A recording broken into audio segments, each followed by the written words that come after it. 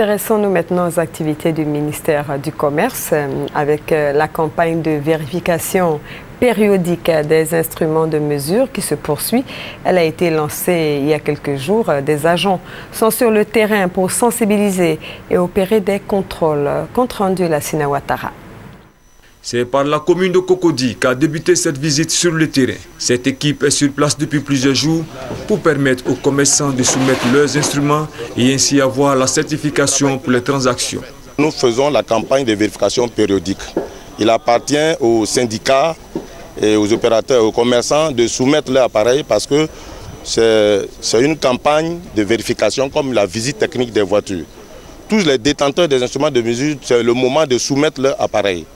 À la fin de cette campagne, nous passons à la période de sanctions. Pour les balances automatiques de ce commerçant, il n'y a rien à signaler. Par contre, cette balance est le mauvais exemple. Cette balance est réglementaire parce qu'elle a tous les éléments qui composent la balance. Mais celle-là, par contre, il n'y a pas de vitre. Et puis la visibilité n'est pas correcte. Donc, on demande à l'opérateur économique d'aller acheter une autre balance. Au niveau des produits frais, le contrôleur dispose d'un instrument spécial pour mesurer la température pour la conservation des boissons et les autres produits. Selon la réglementation en vigueur, la température doit être au moins à 6 degrés, au maximum pour la conservation de lait, de yaourt et autres. Après la vérification, l'étiquette apposée par le ministère du Commerce certifie ou non la conformité. Les redevances forfaitaires à payer sont fonction de l'activité et de l'envergure des opérateurs économiques. Au marché de Cocody, nous avons l'occasion de rencontrer Diallo Ibrahim, vendeur de bijoux. Sa balance est normale, est correcte. Donc, il pourra l'utiliser pour ses transactions jusqu'à la prochaine campagne.